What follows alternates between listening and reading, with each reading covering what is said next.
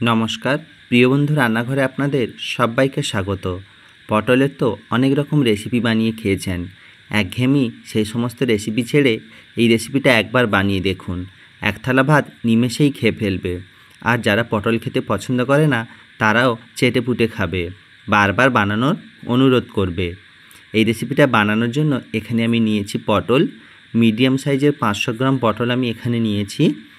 আপনারা চাইলে পটলের পরিমাণটা বাড়িয়ে বা কমিয়ে নিতে পারেন। প্রথমে পটলগুলো আমি খুব ভালো করে ছাড়িয়ে নেব।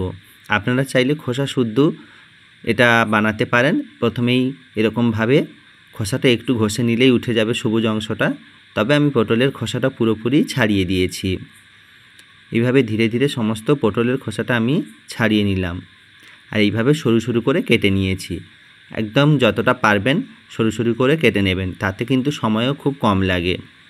নিয়ে এটাকে খুব ভালো করে পরিষ্কার করে ধুয়ে নিয়েছি আর জলও ঝারিয়ে নিয়েছি। এবার কড়াইটা খুব ভালো করে গরম করে নিয়ে দিয়ে দিলাম 2 চামচ মতো সর্ষের তেল। আমি রান্নাটা পুরোটাই সর্ষে তেলে করব। পারলে আপনারা সাদা তেলে করতে পারেন, তবে সর্ষে তেলে বানালে এর টেস্টটা অনেক গুণ বেশি হয়। এর মধ্যে তেলটা গরম হতেই দিয়ে দিয়েছি 1/2 চামচের একটু বেশি কালো জিরে এবং দিয়ে দিলাম 2টো শুকনো লঙ্কা। বন্ধুরা, এই রেসিপিটাতে ঝালটা একটু বেশি দিলে খেতে বেশি ভালো লাগে, তবে ঝালটা যদি আপনারা খুব বেশি পছন্দ নাও করেন কম দিতে পারেন। এরপর এর মধ্যে দিয়ে দিলাম গোটা রসুন ও কাঁচা লঙ্কা দিয়ে সমস্ত কিছু খুব ভালো করে আমি একবার নেড়েচেড়ে অল্প একটু ভেজে নিলাম। দেখুন, রসুনটা আমার একদম লাল লাল করে ভাজা হয়ে গেছে। এরকম অবস্থায় আমি কেটে রাখা পটলগুলো ওর মধ্যে দিয়ে দিচ্ছি। রসুনের পরিমাণটা কোনো নির্দিষ্ট নয়, আপনারা কম বেশি করতে পারেন। এবার সমস্ত উপকরণ আমি খুব ভালো করে ভেজে নিচ্ছি। গ্যাসের ফ্লেমটা এই সময় আমি হাইতে রেখেছি। পটল ভাজার সময় কিন্তু গ্যাসের ফ্লেমটা লো করে দিলে পটলগুলো খুব তাড়াতাড়ি নরম হয়ে যায়, তাই আমি হাই হিটে এটাকে ভেজে নেব। এবার দিয়ে দিলাম স্বাদমতো লবণ এবং অল্প একটু হলুদের গুঁড়ো দিয়ে আবারও খুব ভালো করে মিশিয়ে নিচ্ছি,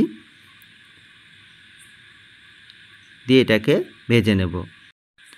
পুরোপুরি মচমচে করে ভাজার কোনো দরকার হবে না, সেদ্ধ হয়ে গেলেই এটাকে আমি নামিয়ে নেব। দেখুন, আমার পটলগুলো কিন্তু আগে থেকে অনেকটা কমে গিয়েছে আর সেদ্ধ হয়ে গেছে। এবার এটাকে আমি নামিয়ে নেব। নামিয়ে অল্প একটু এটাকে ঠান্ডা করে নেব, কারণ গরম অবস্থায় এর পরের স্টেপটা তৈরি করা যাবে না। সমস্ত পটলগুলো আমি নামিয়ে নিয়েছি।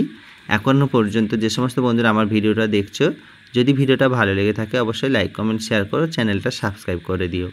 এবার একটি মিক্সচারের জারের মধ্যে ঠান্ডা করে নেওয়া ভেজে রাখা পটলগুলো আমি এর মধ্যে দিয়ে দিচ্ছি। সমস্তটাই একসঙ্গে দিয়ে দেব। দেওয়ার পর এর মধ্যে আমি দিয়ে দেব 1 চামচ সাদা সর্ষে। তবে বন্ধুরা, আমি সাদা সর্ষেটা এখানে দিয়েছি। সাদা সর্ষেটা অবশ্যই চাইলে আপনারা বেটে এর মধ্যে দিতে পারেন, কিংবা সাদা সর্ষেটা আগে একটু গুঁড়ো করে নিয়ে তারপরে পটলগুলো দিলে এটা খুব ভালো মিহি পেস্ট হয়। দেখুন, আমি কিন্তু এটা পেস্ট করে নিয়েছি। এখনও পর্যন্ত ধোঁয়া উঠছে, পুরোপুরি ঠান্ডা হয়নি, একদম মাখনের মতো হয়েছে। এবার কড়াইতে পটল ভাজার অল্প একটু তেলের সঙ্গে আরও 1 চামচ মতো সর্ষের তেল আমি দিয়ে দিলাম। তেলটা আবারও গরম হয়ে গেছে। আমি এখানে অল্প সামান্য একটু কালো জিরে দিলাম, একটা ছোট করে কেটে রাখা টমেটো দিয়ে দিলাম, দিয়ে এটাকে খুব ভালো করে একটু ভেজে নিচ্ছি টমেটোটা নরম হওয়া পর্যন্ত। টমেটোটা আমার ভাজা হয়ে গেছে। এবার 2টো বড় সাইজের পেঁয়াজ কেটে রেখেছিলাম, সেটা তেলের মধ্যে দিয়ে দিলাম। পেঁয়াজটা দেওয়ার পর খুব বেশিক্ষণ এটা আমি ভাজবো না, শুধুমাত্র পেঁয়াজের কাঁচা গন্ধটা চলে গেলেই আমি গ্যাসের ফ্লেমটা লো করে দেব। হয়ে গেছে। এবার আগে থেকে যে পটলটা আমি পেস্ট করে রেখেছিলাম সেটা এর মধ্যে দিয়ে দিলাম। সম্পূর্ণ পেস্টটাই একসঙ্গে আমি দিয়ে দিয়েছি। এখানে কিন্তু কোনো রকম জল আমি ব্যবহার করিনি, আপনারা কিন্তু জল ব্যবহার করবেন না, তাহলে এটা খেতে কিন্তু খুব একটা ভালো লাগে না। এবার 1 মিনিট মতো লো আঁচে এটাকে একটু নেড়েচেড়ে শুকিয়ে নেব। দেখুন, একদম প্রস্তুত হয়ে গেছে আজকের আমার পটলের ভর্তা। আপনারা অবশ্যই বানাবেন আর কমেন্ট করে জানাবেন কেমন হয়েছে।